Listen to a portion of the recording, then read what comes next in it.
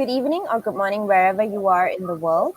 I'm Danisha Rajendran and I'm moderating the 5th YouTube session of the 6th International Women's Day edition of our Read for Pixels campaign. Through Read for Pixels, the Pixel Project is collaborating with 17 award-winning best-selling women writers to raise awareness about violence against women and to raise funds for the Pixel Project to keep our efforts to end violence against women alive and kicking, as well as to help us reveal the first mystery celebrity male role model portrait in our Celebrity Male Role Model Pixel Reveal campaign. We'll be telling you more about the Read for Pixels fundraiser, which has lots and lots of exclusive author goodies a little later in the session. You can find out more about the Pixel Project by visiting www.thepixelproject.net. But first, today we have a very special guest with us for our live Read for Pixels discussion and Q&A session, the fabulous YA author Alyssa Sheinmel. Hi, everybody. So Alyssa is the best-selling author of several novels for young adults, including R.I.P. Eliza Hart, or Rest in Peace, Eliza Hart. Yes. Second Star. She's the co-author of the New York Times best-selling novel, The Haunting of Sunshine Girl, and its sequel, The Awakening of Sunshine Girl. She lives in New York City. Alyssa has also generously donated a couple of wonderful treats to the stash of author goodies we have up as perks for donors at the Read for Pixels Rally Up fundraising page. The first treat is Alyssa Sheinmel's starter book bundle for one donor in the US, featuring signed and personalized hardcover editions of What Kind of Girl and one copy of Danger to Herself and Others. The second treat is a 30-minute video chat with Alyssa for one donor anywhere in the world. Perfect for an aspiring author or an Alyssa Sheinmel fan to ask Alyssa questions about the art and craft of writing her books and publishing. If you're a big fan of powerful female-centered contemporary YA or a huge Alyssa Sheinmel fan, then you should hurry up to donate to get your choice of Alyssa's treats because it's first come, first serve. And once they're gone, they're gone. So get it as quickly as you can, guys. So far, we've raised $4,880 towards our $5,000 goal. So please give generously. All funds go towards the Pixel Project's work to help end violence against women. And if you're watching this session on YouTube right now, you will also be able to ask Alyssa questions live. Just make sure you're logged into your YouTube account so that you can type your questions into the chat box on the right of your YouTube screen. And Sam, who is today's producer and chat box moderator, will relay them to me and I will read it out to Alyssa to answer. And now over to Alyssa. Welcome to Read for Pixels. Thank you so much. I'm so happy to be here. Okay, so you can start with your reading. Okay, so I'm reading from my new book, which is called What Kind of Girl.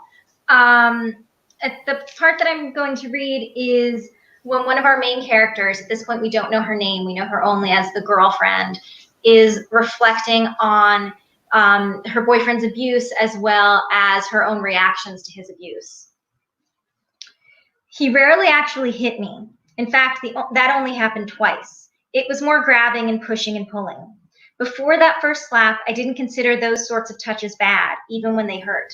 Maybe he didn't know his own strength. Maybe it was passion. It's funny now, but Mike is methodical, the most meticulous person I've ever met. Every move intentional, every step a decision he'd made. The way he parked down the street from my house so we could make out after our third date without my mother seeing.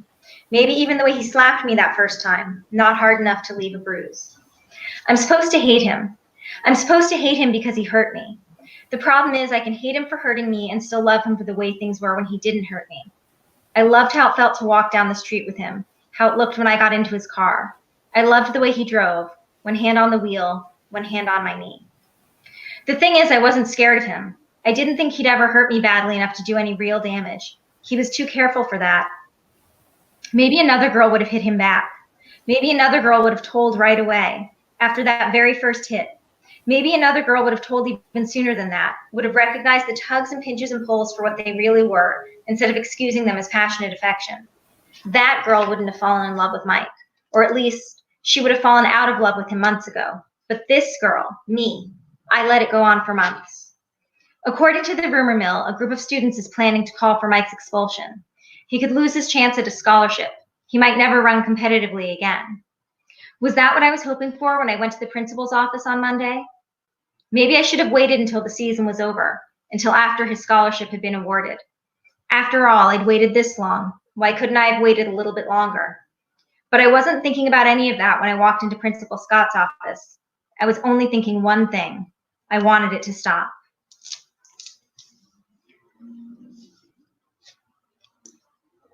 That's just a little piece of the book. Okay, well, that's nice. I like the bit about her saying that she wants to wait for the scholarship. There's a lot. Yeah. I mean, I think unfortunately we kind of, a lot of women and not just women, but victims of this kind of abuse take on responsibility as though they've done something wrong. So, yeah, so we shall start with our discussion.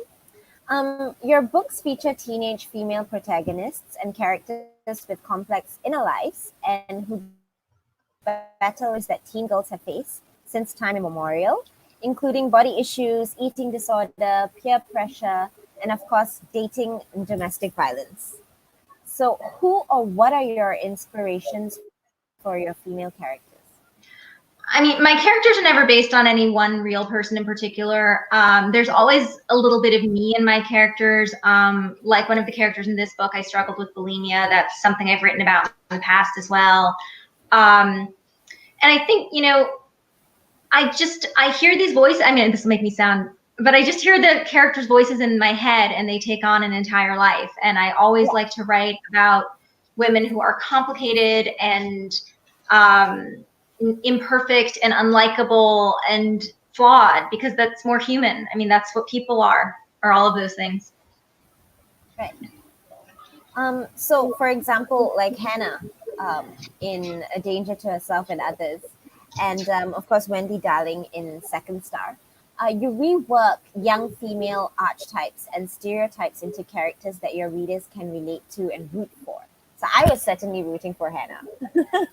I mean, Hannah is one of my favorite characters I've ever written. I love how sort of spiky and difficult she is. I love how she's convinced that she's right and everyone else is wrong, and she knows better and she's smarter. I love that she's not a traditionally likable protagonist. To me, that makes her more likable, which I guess, you know, I could talk forever about kind of the question of likability with female characters. We will get to I don't get ahead of myself.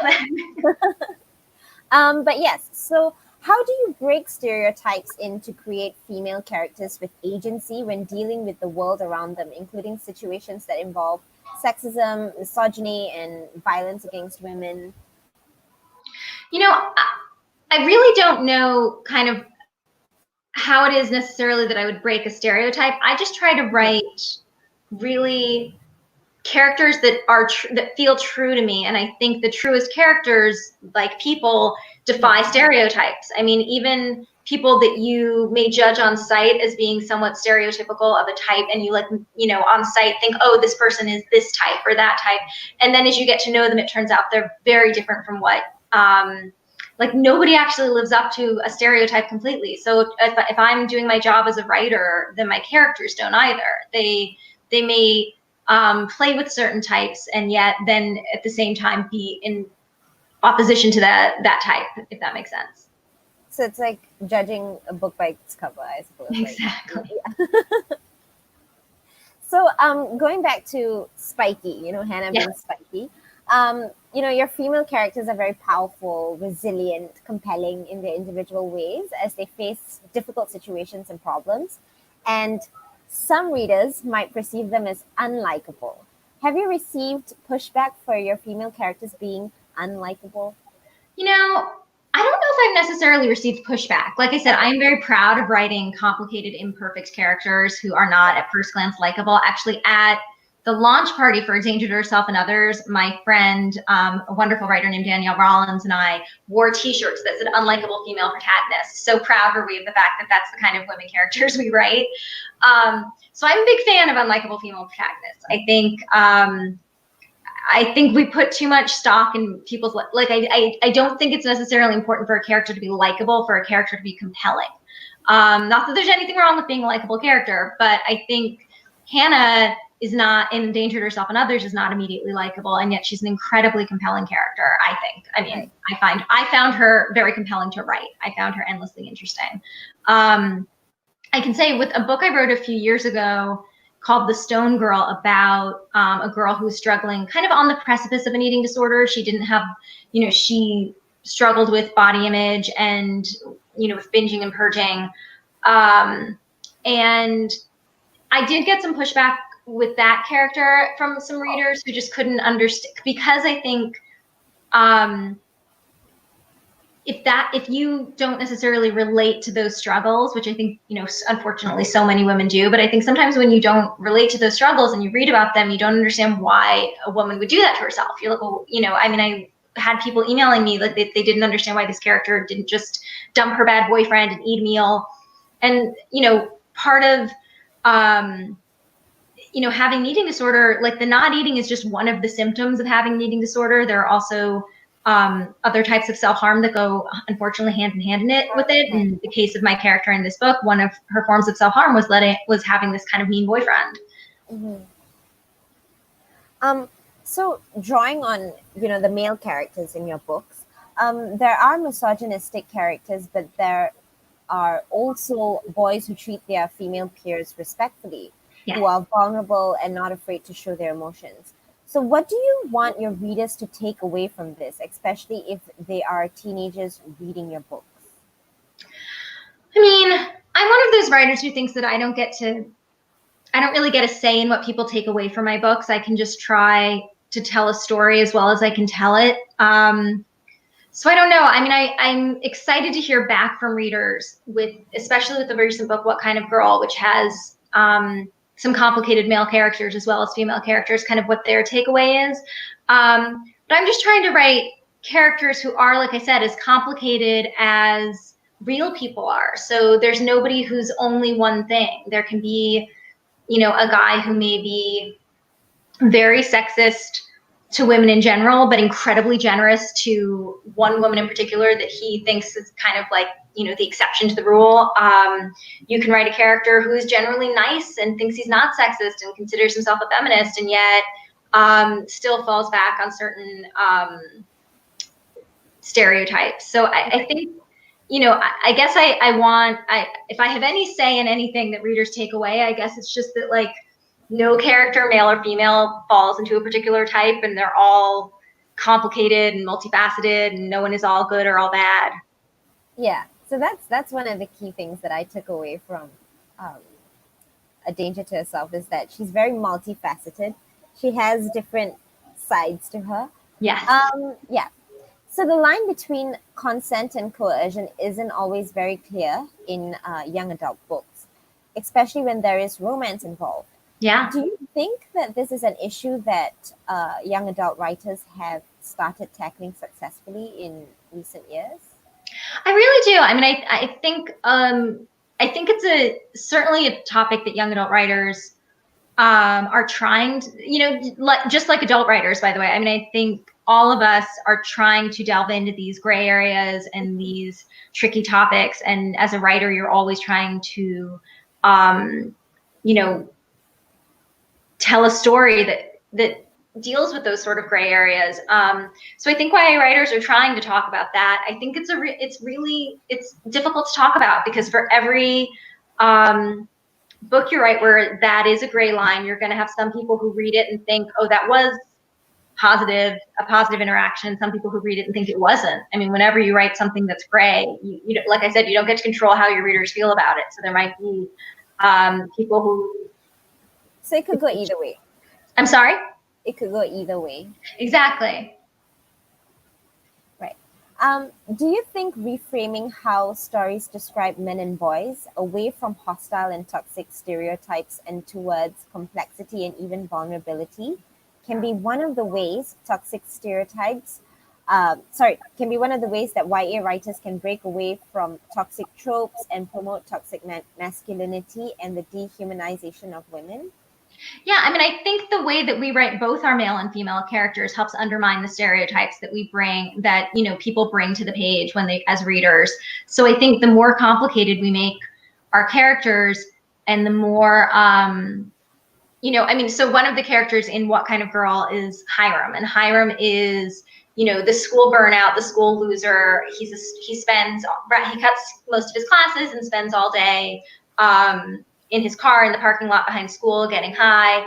And halfway through the book, we learn that there's a lot more to Hiram than that. He is actually incredibly bright and is a very hard worker and has a complicated relationship with his family.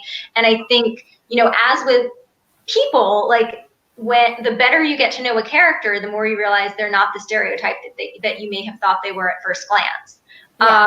Which is the same sort of interaction you have with people that you may meet. So I think as a writer, I want to have that same experience. I want my readers to have that same experience with meeting my characters that they might with meeting an actual person, where they have one perception of them at first, and then it grows as they get to know them better. Right. So, going back to your latest novel, What Kind of Girl, which came out in February 2020. Yes.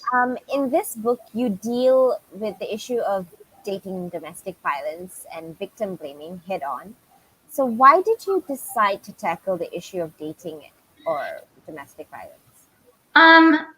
Well, I should say this book didn't necessarily start with the notion of dating. It started for me with the idea that I wanted to write a book about how complicated girls are, and how our inner lives are as varied as our outer lives. And so it actually came from a conversation I was having with a few girlfriends. We were talking about Teen Vogue, and I was reflecting on how Teen Vogue so wonderfully covers both political topics and fashion, and that girls are interested in both politics and fashion. That's and just true. Yeah, and just how brilliantly I think Teen Vogue as a platform delves into both. And I said something, and I quoted something I'd seen on Twitter that day, like, girls contain multitudes. Teen Vogue is proof of that.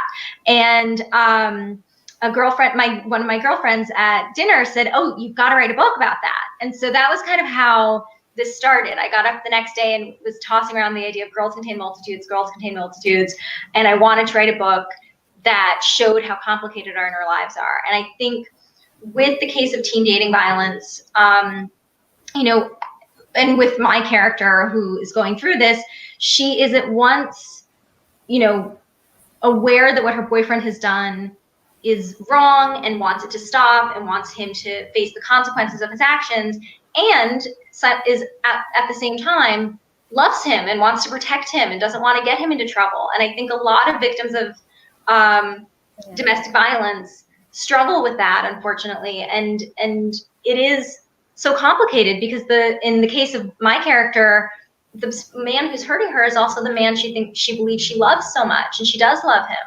and she believes he loves her. And so it's really, you know, I wanted to delve into that notion that we can hold these opposing feelings at once, and at the same time, as she is someone who cares tremendously, who is a feminist, considers herself a feminist. She also loves fashion at the same time that she, you know, cares about school. She also sometimes goes and hangs out with that school burnout I mentioned earlier.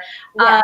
So I wanted to really talk about the way that we have so many different, our inner lives can be often contradictory. One of the other characters in the book struggles with self-harm and anxiety, and yet also has this part of herself that takes things really lightly. And how can, you know, that those things seem impossible, like those seem like polar opposites, and yet they can exist in the same person. And I really wanted to talk about that. So, drawing on that, you know, the fact that, you know, you talk about issues such as self-harm and just having different kind of facets, right? Right. So many reviews on What Kind of Girl note that it is a tough book to read, but that you handled the issue really beautifully. So Oh, what thank sort you. of preparation did you undertake in order to do, to handle the matter properly? Well, I mean, all of my books, I do a lot of research. I'm a very research happy writer. And as I said, there are always pieces of myself in my characters. So that is also very helpful because it doesn't feel completely foreign. And I think, in the case of teen dating violence, it's so pervasive. Like, I don't think we necessarily realize just how pervasive it is. Like, I didn't until I started researching this book and I saw some of these numbers. I actually wrote them down because I always like to have them on hand. But 1 in 10 high school students has been purposefully hit, slapped, or physically hurt by a boyfriend or girlfriend. Girls and young women between the ages of 16 and 24 experience the highest rate of intimate partner violence, which is almost triple the national average in the United States. Each year, 1 in 5 females and 1 in 7 males engage in self-harm. Eating disorders are the third most common chronic illness among females. The more that I delved into this research, the more I realized how pervasive these issues were. And it was interesting, as I was writing this book and I would tell people about the book, the reactions that I got from women that I shared this with were so often, oh, that happened to a friend of mine, or oh, that happened to me, or, I think the thing about teen dating violence, it never feels far away. These are the secrets we whisper to each other, in our dorm rooms when we're in college. They're the stories we tell each other over drinks when we get older. They're the stories we whisper at sleepovers when we're younger. It never feels more than a whisper away. And even, as I wrote it, I realized just how much closer it was. It's so close. It's always just it always feels like it's just a whisper away because we all have been touched by it in some ways, whether it's a friend of ours or a story we've heard. I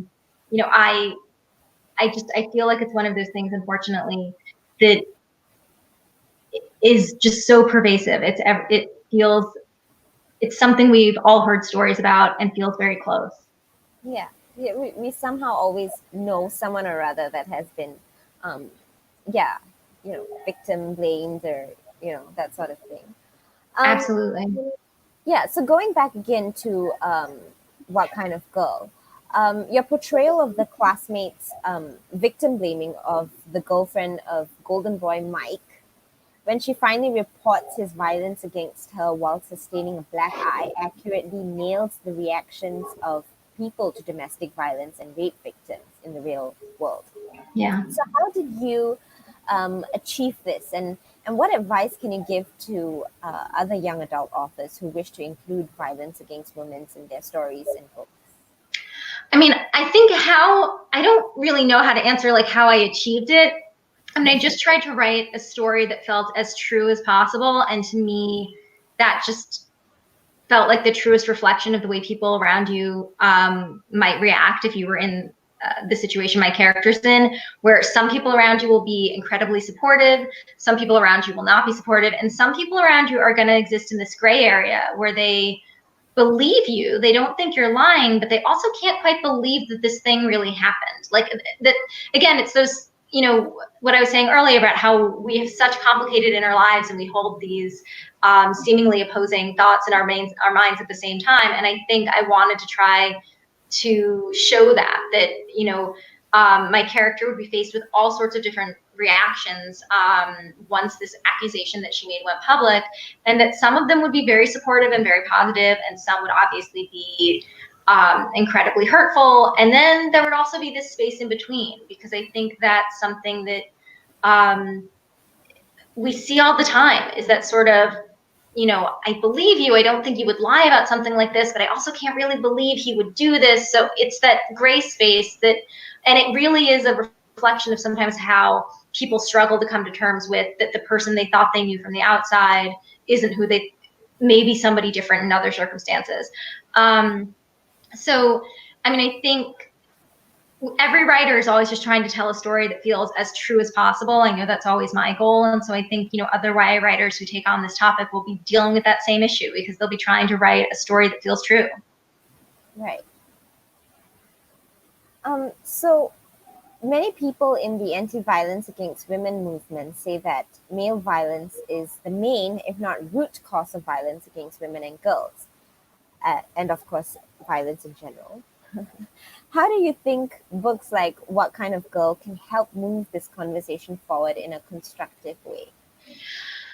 I mean, I guess my hope is that it will just contribute to the conversation at all. Like if anybody reads this book and it becomes something that they talk about with their friends, and because like I said, when I came across these numbers during my research of just how pervasive teen dating violence was, I was really taken aback, and it made me go back and consider stories that my friends had told me over the years, my own experiences over the years, and I think the more that we talk about these things, especially women amongst each other, but also guys, they can be allies also, the better. Like and so if this book contributes to the conversation and gets girls talking about this and gets guys talking about it, I'll be over the moon. I mean, I think that if it breaks the silence, helps break the silence in any way, I think, the more story, I think that's one of the wonderful things about storytelling, whether it's novels or memoir or essays or conversations, if film, television, if we start making this part of the conversations we're having, we'll start to recognize it in real life also. Yeah, and I think that's the great thing about YA novels, right? Because when you reach out to that audience, then you're starting them off early, like how Regina was saying, something like, starting them off earlier so that they can address these issues earlier. So we have, so go on. Yeah, sure. I was just gonna say, the earlier we can really learn to recognize behavior, because I think sometimes you don't recognize the behavior. I mean, my character in my book, kind of at first when the abuse from her boyfriend starts, she doesn't recognize it as abuse. She thinks it's just passion, like he grabs her really tightly. And I think stories can help give real life people the language to talk about these things and to recognize, oh, this thing that I thought was okay might not be. Yeah, exactly. So we have one question from the audience, Misty306. Her question is, why do you believe society continues to ban or to attempt to ban books about this topic, especially with incidents becoming more and more of a commonplace?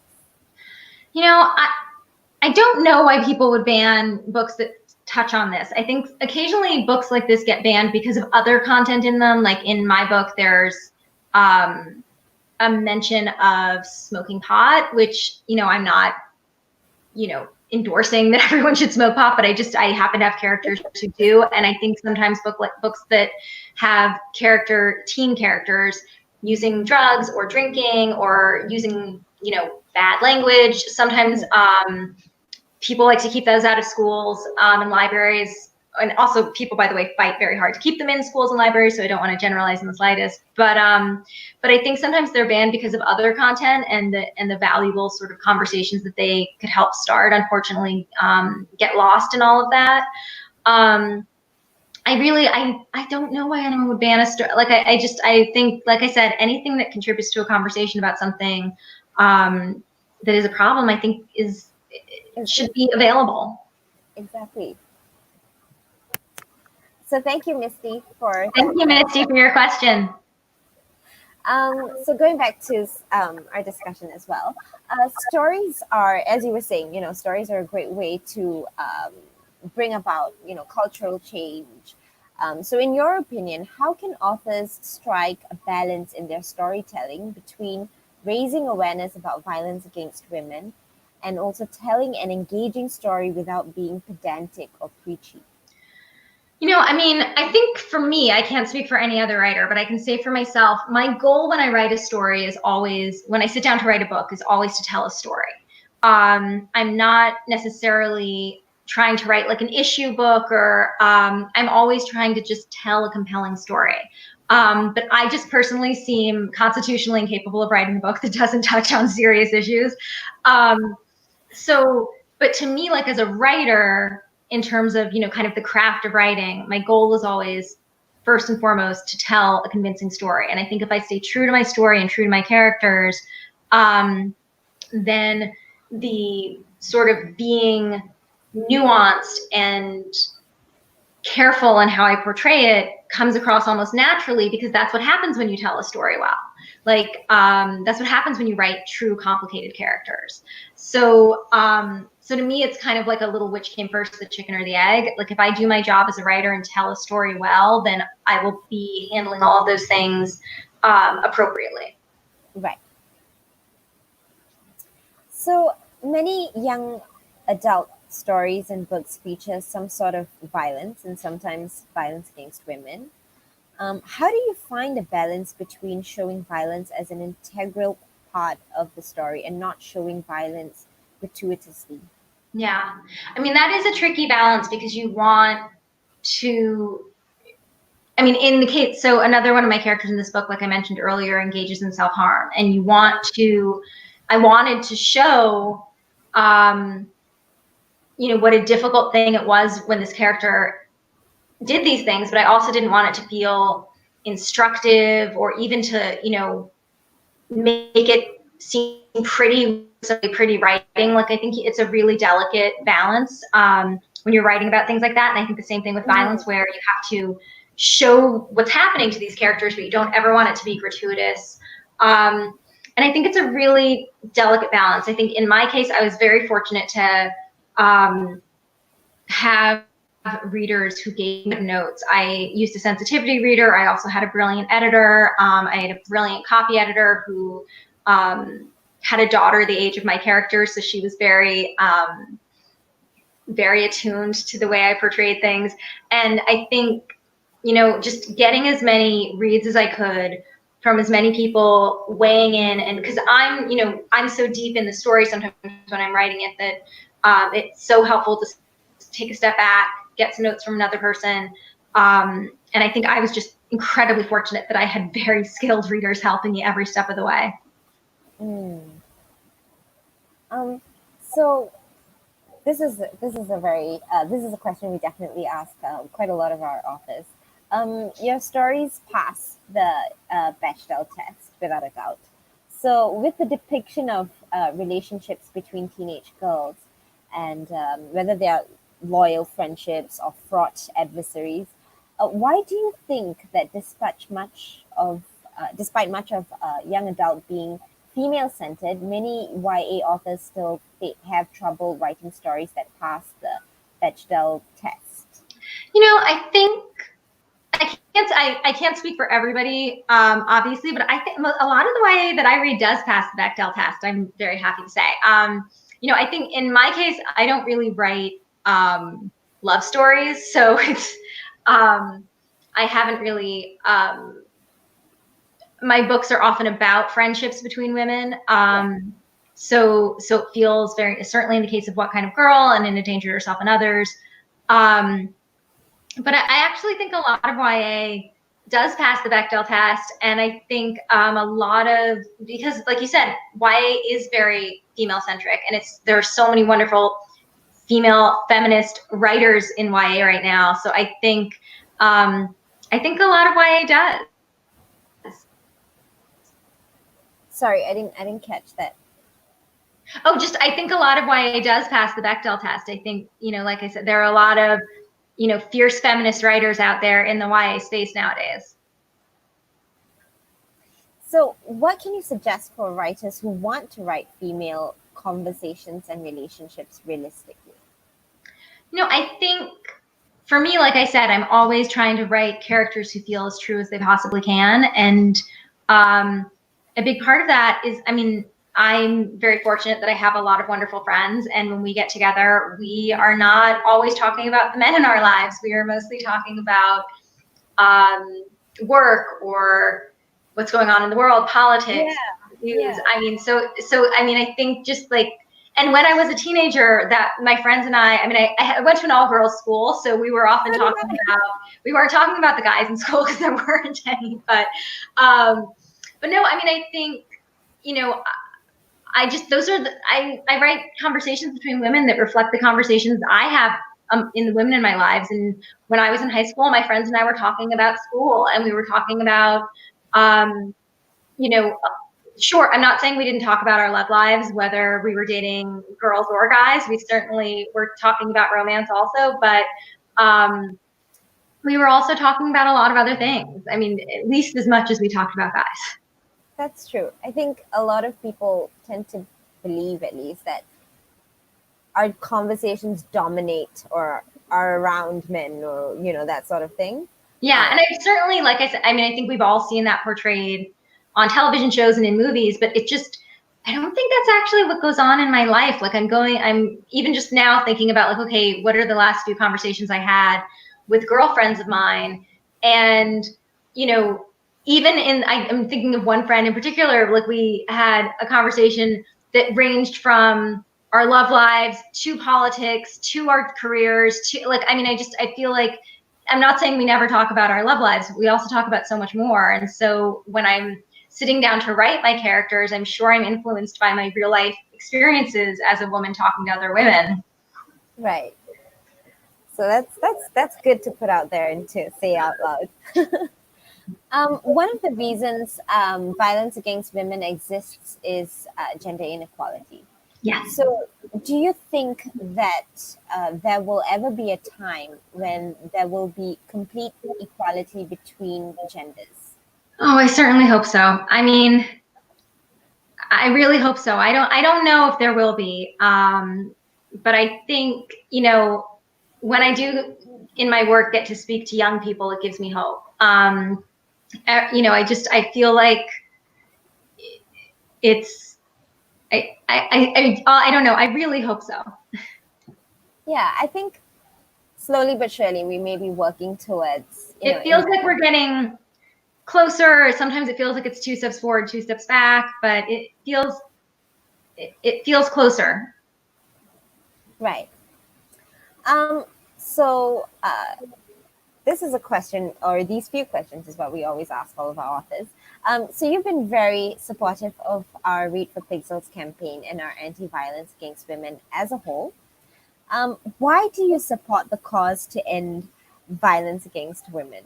It's a Captain Obvious question, but I mean, of course I do. Like I just, and as I said, as I was writing and researching this book, the numbers just, I was astonished that this isn't something we're talking about more often. When you realize how many women have experienced, and men also have experienced some kind of intimate partner violence or some kind of intimate partner coercion, or whether emotional or physical abuse, you realize it makes you want to talk about it more. It certainly made me want to talk about it more. So anything that I can do to contribute to the conversation is important to me. Right. And what do you think authors can do to help with the cultural change needed to eradicate violence against women and girls? I mean, I think with authors in particular, the stories that we tell can really help contribute to this conversation. I mean, I think, if we choose to tell stories that touch on this, I think telling them as vividly, as in as nuanced a way as possible, in as true a way as possible, and just just by telling a story, you're contributing to the conversation. So we're almost all done with our discussion.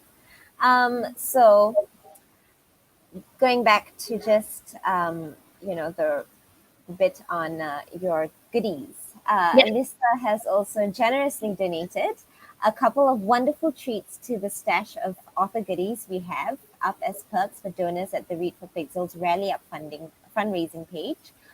So as we've mentioned earlier, the first treat that we have is Alyssa Sheinmel Starter Book Bundle for one donor in the US. So this bundle features a signed and personalized hardcover editions of What Kind of Girl, which is very new, you guys, came out just last month, and the other book, which is Danger to Herself and Others. And personally, such a good read. You guys need to check it out. Thank you. And the second treat is a 30-minute video chat with Alyssa for one donor anywhere in the world. So again, this is perfect for an aspiring author or an Alyssa Sheinmel fan. So sorry about that. That's okay. to ask Alyssa questions about the art and craft of writing her books and publishing. So if any of you guys would like to donate to get one or both of Alyssa's treats, do it today because, again, it's first come, first serve. And so once they're gone, they're gone. We don't have any more to give out. There are also plenty more author goodies available from authors, including Tamara Pierce, Claire Legrand, Anna Stevens, Kinder Blake, Leanne Renee Hyber, PC Cast, and more. New goodies will be released every Friday throughout September. So please give generously to help us reach our goal of $5,000. All funds go towards the Pixel Project's work to help end violence against women, which, as Alyssa Sheinmel has said, is a very, very important cause. So, right, I'm going to have to put myself back on screen now. So you can donate to get these goodies on our Rally Up page at http://bit.ly r4rallyup. And if you want to learn more about Read for Pixels, go to our site on http://bit.ly/readforpixels. All of the links will be shared by our moderator. And also, you can find this here. I just need to screen share.